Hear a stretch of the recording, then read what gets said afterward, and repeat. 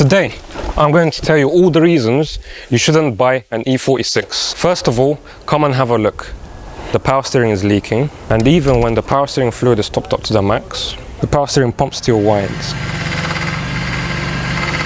It will be changed at some point, but the whole engine had to be swapped recently as the previous engine was kaput. One day I went to the track with a friend and I parked my car at a local McDonald's. I went to the track in my friend's car as a passenger, but on the way home, the engine started knocking. As if I beat the car on the track. Now I'm not gonna lie, it is pretty reliable as I still got home without losing any power, even though it was knocking. And just to note, it did have original BMW oil, which was changed 1,961 miles before the incident. The car was always warmed up before driving. The oil pump nut didn't come off as it still had oil pressure, although this is another common problem in the E46. Before this, all the oil gaskets were changed on the old engine to stop the leaks. Now I need to do this all over again on the current engine. Just your typical E46 problems. Anyhow, let's come into the interior. This is what's special about this E46, the 6-speed manual. Originally, this E46 was with a lazy auto, but it was swapped to a 6-speed manual. It cost about £2,000 in parts and labour, but it really changed the driving experience.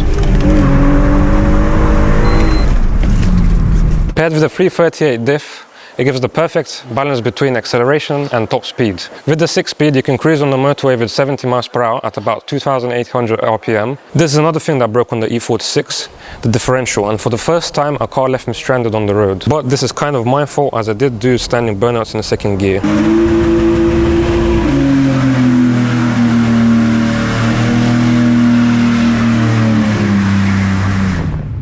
Regardless, this car is very fun to drive, sounds great and actually performs pretty well.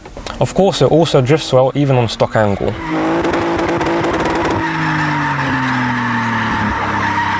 It also looks pretty good, especially with these wheels, which are forged by 6AD forged wheels. Therefore, they're lightweight and perform pretty well, even though they're 19s.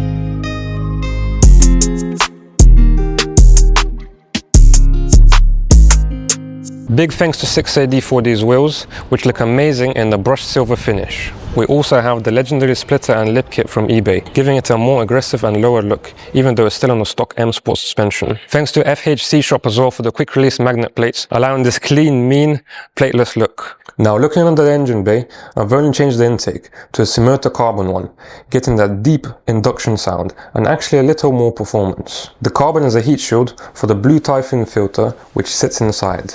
The only other thing I've changed on the hood, other than the whole engine, is this electric fan. One day the viscous fan randomly blew up and half of it was missing. This is another common problem on these E46s, but with another £100, I had this electric fan fitted. It also has a secondary cat and resonator delete and a sport back box done by my friends at Top Exhaust Upgrades, giving it a little bit more performance and a decent deep sound.